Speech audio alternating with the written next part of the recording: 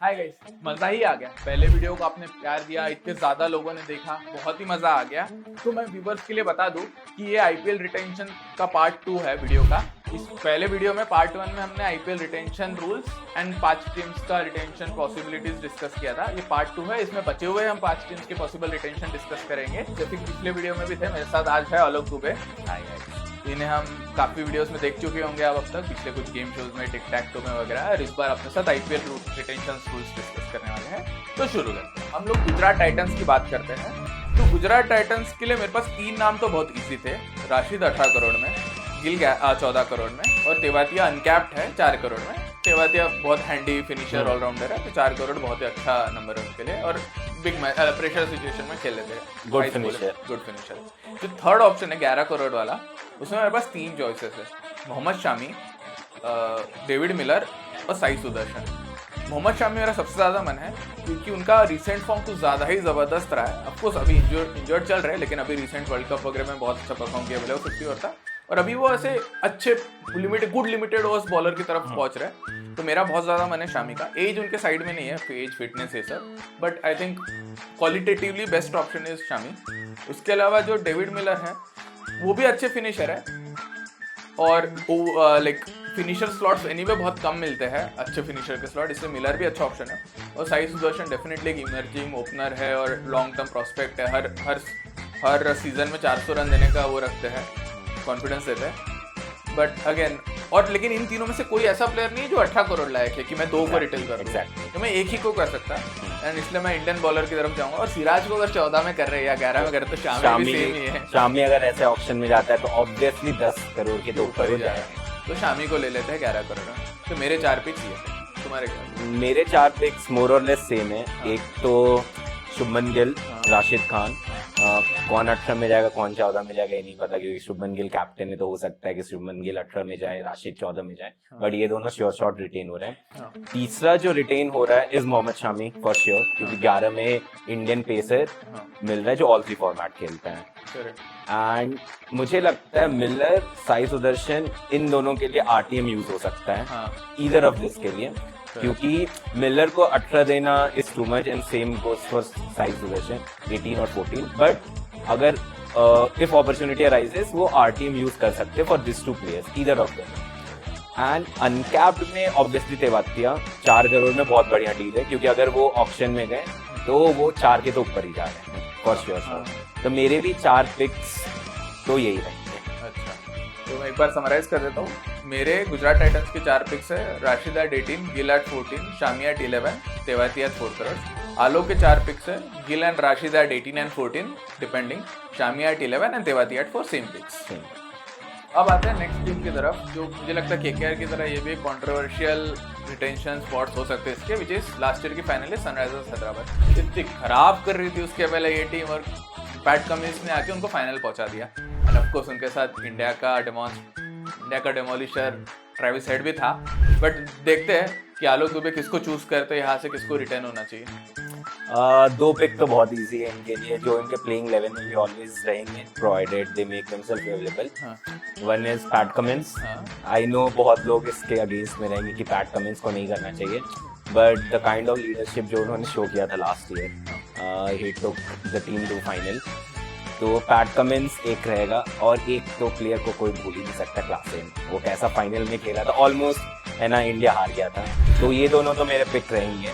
Markram में नहीं करूंगा, क्योंकि मार्क्रम सिंस लास्ट इनका प्लेइंग 11 में इनके नहीं आ पाए थे। तो ये दोनों तो मेरे रहेंगे, कमिंस एंड क्लासेन।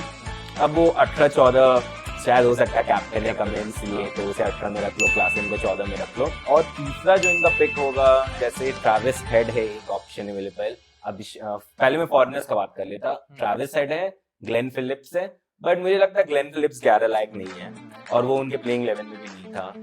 तो ग्लेन फिलिप्स को मैं रूल आउट करूंगा। अब अगर मैं ट्रैविस हेड को ले लेता, तो ट्रैविस हेड एक ऐसा प्लेयर है जो प्लेइंग 11 में रहेगा। ये तो ऑलरेडी 2 मेरे हो गए जो प्लेइंग 11 में, ट्रैविस हेड भी एक प्लेइंग 11 में हो गया। और इनके पास ऑप्शंस नहीं रहेगा स्पिनर्स, फॉरेन स्पिनर्स को लेने का, तो इनका बहुत लिमिटेड हो जाएगा कि ये जिनको रिटेन कर रहे हो प्लेइंग 11 वाले ही हैं। तो मैं ट्रैविस हेड पे आरटीएम यूज कर लूंगा इफ रिक्वायर्ड, बट मैं तीसरा रिटेन रखूंगा अभिषेक शर्मा, क्योंकि वो 11 करोड़ लायक है। कंसिडरिंग अभी वो ऑक्शन में जाएंगे तो उनको आराम से 10 करोड़ के ऊपर तो मिलेगा, क्योंकि वो बॉलिंग भी करते हैं और बैटिंग भी करते हैं, और जिस स्ट्राइक रेट से वो खेलते हैं तो he will be one of the top pick. So it would be good option कि अगर सनराइजर्स हैदराबाद उन्हें रिटेन कर लेती है। तो मेरे ये 3 रहेंगे। और अनकैप में इंटरेस्टिंग ये है, अब जैसे बूवी एंड ऑल ये सब अवेलेबल तो नहीं है, अनकैप में इनके पास बस एक प्लेयर अवेलेबल है जिसका शायद डेब्यू हो सकता है अभी। अगर उसका नहीं होता है विच इज नीतीश रेड्डी, तो वो तो श्योर शॉट 4 करोड़ में उनको लेना चाहिए। और कोई है नहीं, क्योंकि अगर देखा जाए वो इंडियन पेसर बूवी हो गया, एक और वो जो नट्टू हो गया, ये सब के लिए फिर 18-14 देना काफी ज्यादा हो जाएगा। तो मैं बोलूंगा ये 3 रहेंगे मेरे, कमिंस, क्लासन, अभिषेक शर्मा। और अगर नीतीश रेड्डी का नहीं हुआ डेब्यू तो नीतीश रेड्डी को ले 4 करोड़ में, एल्स लाइट ले। और आरटीएम में फिर ये देख सकते हैं बूवी, ट्रैविस हेड, नट्टू, इनमें से है ना किसी 2 को वो। यार पैट कमिंस के साथ मेरा प्रॉब्लम ये है कि वो ना तो लेफ्ट आर्मर है और उसके अलावा भी लिमिटेड बॉलर इन अ वे इसमें है कि ना वो पावर प्ले अच्छे से डाल सकते हैं ना वो डेथ अच्छे से डाल सकते हैं। जब केकेआर ने उनको पहले महंगे में लिया था और उनको फिर डेथ में डलवा रहे थे तो बहुत खराब कर रहे थे। एसआरएच के लिए इसलिए अच्छा किया क्योंकि उनको प्रॉपर उनके मिडल ओवर्स में डालने मिला जहाँ पे वो अच्छा करते हैं, कभी कभी पावर प्ले भी अच्छा करते हैं। तो पैट कमिंस को लेने के साथ साथ हमें फिर अगर ले रहे हैं तो इंश्योर करना पड़ेगा जो सपोर्टिंग बॉलर्स उनके साथ न्यू बॉल बॉलर्स अवेलेबल है, कि पैट कमिंस मिडिल ओवर्स में अच्छा डाल सकते हैं। न्यू बॉल और डेथ भी, क्योंकि न्यू बॉल और डेथ, हाँ 2 पेसर फिर चाहिए। तो बेस्ट ये है कि वो भुवी और नट्टू को आरटीएम कर सके। हाँ, तो फिर उनका पूरा बॉलिंग कॉम्बिनेशन रिटेन रहेगा। अगर मैं अपने सिलेक्शंस की बात करूँ तो फिर सेम ही हो जाता है। क्लासन तो मैं कर ही रहा 18 में, कुछ मतलब 18 है, अब कमिंस हो गए तो क्लासन हो जाएंगे 14 में। क्लासन में कर ही रहा, नितेश रेड्डी अनकैप रहे तो वो भी कर ही रहा मैं 4 में, और अभिषेक शर्मा भी करना ही करना 11 में।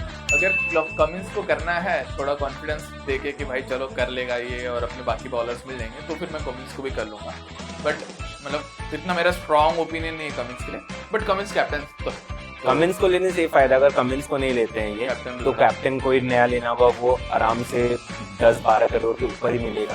तो उससे बेटर रिटेनिंग कर लो कमिंस को। अब आते हैं दिल्ली कैपिटल्स। दिल्ली कैपिटल्स मेरे लिए बहुत इजी था कि मैं पंच को 18 में कर दूंगा, अक्षर को 14 करोड़, कुलदीप को 11 करोड़, तीनों इंडियन प्लेयर्स, इंडियन प्लेइंग 11 के प्लेयर्स, बढ़िया प्लेयर, वर्ल्ड कप भी बढ़िया। यहीं से सिंस कुलदीप 11 में हो रहा है तो बिश्नोई भी 11 में से कर सकते हैं। बट कुलदीप तो इंडिया खेल रहा है, बिश्नोई चलो सेकंड है, बट हाँ तो ठीक है, ये है टॉप 3। उनके अलावा उनका कोई अनकैप्ड ऐसा प्लेयर नहीं है जो 4 करोड़ में भी रिटर्न करने लायक है, तो वो हटा देते हैं। और जो सारे फॉरेन प्लेयर्स है, वार्नर, जेक फ्रेजर, मैरगब, ट्रिस्टन स्टब्स, अनब्रुक नोकिया, ये सब भी कोई 18 करोड़ वाला नहीं है एज ऑफ नाउ। वार्नर में भी किसी जमाने में रहते हैं बट अभी कोई नहीं है। तो मैं इन सब में से कोई भी 1, 2, 3 के लिए मैं आरटीएम यूज कर सकता हूँ जरूरत पड़े तो। बॉलर्स में भी उनका आई थिंक मुकेश कुमार है, खलील अहमद है, जो 4 में कर देता मैं अगर अनकैप्ड होता था, बट 18-14 में नहीं कर रहा। तो इन सब में से मैं किसी पे भी आरटीएम यूज कर लूंगा। हाँ, दिल्ली मैं भी बोलूँगा मेरे लिए इजी पिक था। टॉप 3 तो यही रहेंगे, ऋषभ पंत फॉर 18, अक्षर फॉर 14 एंड कुलदीप फॉर 11। और डेब्यूटेंट में एक शायद अभिषेक पोरेल को ये ले सकते हैं 4 में। हाँ, क्योंकि लेफ्ट हैंडर वो लास्ट टाइम मुझे याद है कभी वन डाउन खेलते थे, कभी एज अ फिनिशर भी खिलाया था, तो उनके लिए वो 4 करोड़ यूज कर सकते हैं एज एन अनकैप्ड प्लेयर। और आरटीएम में जितने फॉरेन प्लेयर्स थे, डेविड वार्नर, फिर Jake Fraser and even Stubbs नोकिया, इनके लिए इनमें से कोई 2, आई थिंक मोस्ट प्रोबेबली वो जेक फ्रेजर के लिए जाना चाहिए उन्हें। And second could be Stubbs, क्योंकि स्टब्स मिडिल ऑर्डर में अच्छा स्टेबिलिटी देगा, क्योंकि ऑलरेडी इनके पास 2 इंडियन प्लेयर हो गए जो बैटिंग भी कर सकते हैं, पंत एंड अक्षर पटेल। सो 2 फॉरेन स्लॉट्स ये आरटीएम के थ्रू ला सकते हैं, which would be Jake Fraser and Tristan Stubbs. Abhishek Porel actually interesting choice है, 4 करोड़ दे सकते हो उसे, वो कहीं भी बैटिंग कर लेंगे, विकेट कीपर बैकअप में अच्छे बैट्समैन है, बात है सही है। अब नेक्स्ट टीम आते हैं जिनके लास्ट ईयर बहुत कंट्रोवर्सीज थे और हो सकता है इस साल भी रोटेशन में कंट्रोवर्सीज हो, और पता नहीं टीम बनने तक कब तक कंट्रोवर्सीज हो, कैप्टन हो ना हो, वी नेवर नो। तो ऑफ कोर्स आपने गेस कर लिया होगा, मुंबई इंडियंस की बात कर रहे हैं हम लोग। तो आलोक की one of the favourite teams है मुंबई इंडियंस, इसलिए आलोक से पूछते हैं कि किसको रिटर्न करना चाहिए। हाँ, तो एमआई जैसा इन्होंने बोला, मेरा one of the favourite team भी है। एंड आई रिमेंबर 2020-2021 में उनका team was one of the strongest नहीं, the strongest across all the leagues. In fact international team के प्लेइंग 11 से भी उनका प्लेइंग 11 स्ट्रॉन्ग रहता था. मतलब हम लोग ये कर सकते थे, इंटरनेशनल ऑल 11 वर्सेस MI 11 खेल सकते थे और वो MI जीत जाती, इतना स्ट्रॉन्ग है. तो बट लास्ट में कुछ कंट्रोवर्सी हुआ. फिर उसके बाद मुझे लगता है नंबर ऑफ प्लेयर्स काफी अवेलेबल है, बट अब कौन रहना चाहेगा नहीं रहना चाहेगा इज ऑल्सो बिग क्वेश्चन. तो इसको इस वे में करते हैं कि कंसिडरिंग सब सही है MI के पूल के में, कोई कंट्रोवर्सी कोई नहीं है, anyone is ready to play under anyone. तो ये 5 तो बहुत इजी है. हार्दिक पांड्या, स्काई, बुमराह, रोहित शर्मा, ईशान किशन. अब किसको कितना में देना चाहिए? कंसिडरिंग हार्दिक पांड्या कैप्टन है तो उसे 18 में, स्काई 14 में, 11 में अपना ईशान किशन हो जाएगा और 18 में फिर रोहित, क्योंकि इंडियन कैप्टन है और सीनियर मोस्ट प्लेयर रहा है और इन्हें 5 बार ट्रॉफी भी जीता है. And Bumrah for 14. तो ये 5 मेरा स्प्लिट रहेगा. दूसरा सिनेरियो ये भी ले लेते हैं कि Rohit Sharma agrees to part ways from MI.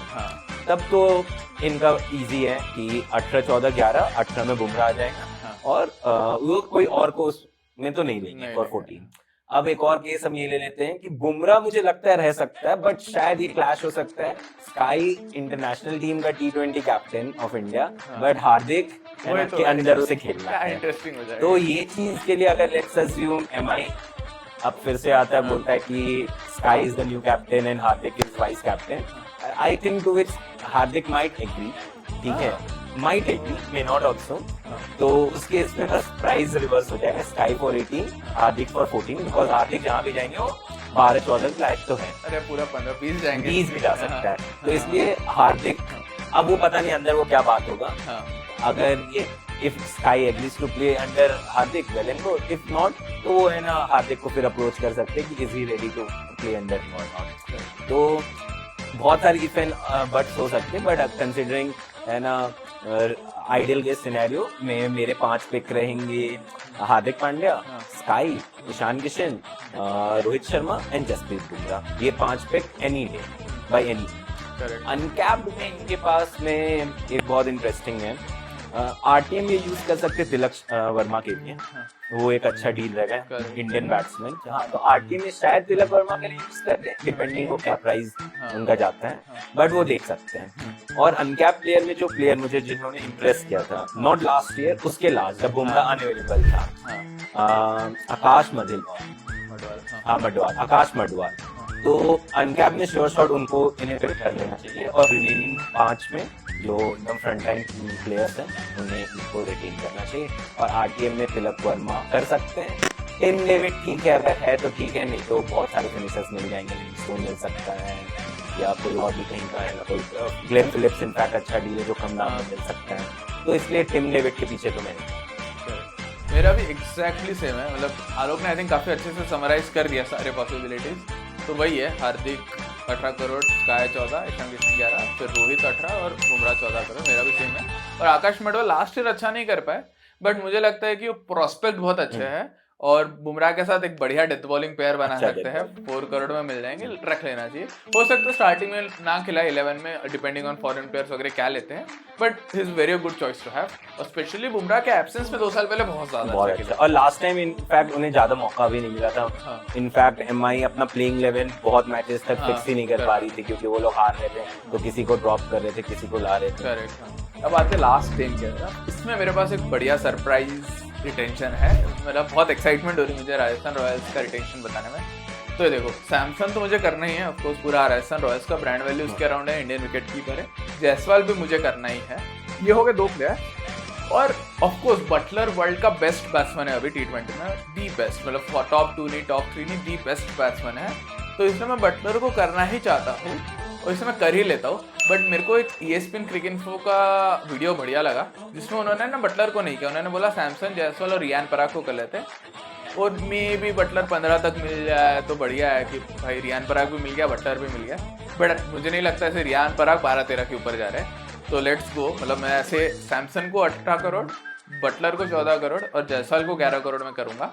उसके अलावा जो मेरा सरप्राइज रिटेंशन पिक है विच इज संदीप शर्मा। ये जो अनकैप वाला रूल है ये धोनी के हिसाब से बनाया है, ये तो हम मान ही रहे हैं या हम समझ ही रहे हैं, बट इसकी वजह से संदीप शर्मा को भी बहुत फायदा हो गया। एज इन राजस्थान रॉयल्स को फायदा हो गया संदीप शर्मा को लेने का।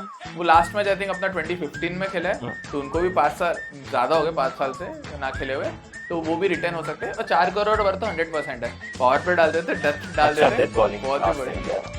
ये हो गए उनके मेरे हिसाब से 4 रिटेंशन। इनके आर्टिंग के लिए भी बहुत अच्छा ऑप्शन है। ट्रेंट बोल्ट है, one of my favourite bowler है, लेफ्ट आर्म बॉलर है। उसके अलावा रियान पराग है, चहल है, अश्विन है। तो मतलब वेरी डिफिकल्ट आरटीएम चॉइसेस।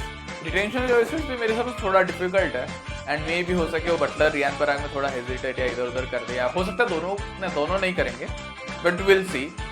मेरे को बटलर मतलब मोर और लेस सेम अलाइनमेंट है। बटलर का अवेलेबिलिटी, इंग्लैंड के प्लेयर्स का अवेलेबिलिटी का बहुत क्वेश्चन ऑलवेज रहा है। उसके अराउंड भी शायद बीसीसीआई और आईपीएल कमेटी कुछ रूल लेके आने वाली है कि टर्मिनेट एंड ऑल ऐसा कुछ, तो वो आने से आई थिंक क्लैरिटी हो जाएगा। बट अज्यूमिंग सब अच्छे से जा रहा है, मेरा 4 इसमें रिटेंशन रहेगा। संजू सैमसन, क्योंकि एज इस रेड की उनके अराउंड ब्रांड है, संजू सैमसन रखूंगा, जायसवाल में रखूंगा, बटलर रखूंगा और मैं रियान पराग को भी रखूंगा। तो उस केस में मैं ऐसे कर सकता हूँ, संजू सैमसन को 18, 14 में जायसवाल, जो उनके लिए काफी ज्यादा है, बट ठीक है, इंडियन ओपनर लेफ्ट हैंडेड उन्हें मिल गया, या फिर रियान पराग को 14 में रख सकते हैं।